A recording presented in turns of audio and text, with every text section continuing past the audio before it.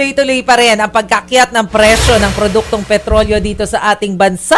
Aabot ng hanggang 19 pesos and 80 centavos ang dagdag sa presyo ng kada litro ng diesel.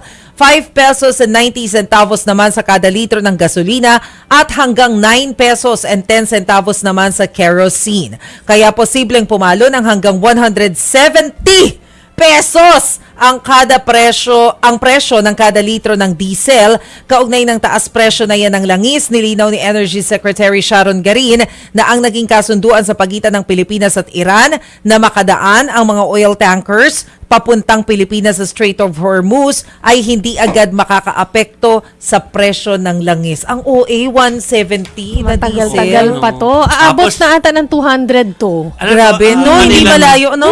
Manila Malayo. time yung gantihan may happen this Wednesday, di ba? Oh. Yung Ay, oo pala. Yung Kasi banta. naisip ko Yung banta Tuesday. ni Trump. parang Oo. Kasi Tuesday go to- America, Oo. Wednesday sa atin. Ano, Kung tama? Tama, wag naman na tayong anyway, ayaw natin ng gulo. Ayaw na. Give peace and Ayaw, sign. syempre.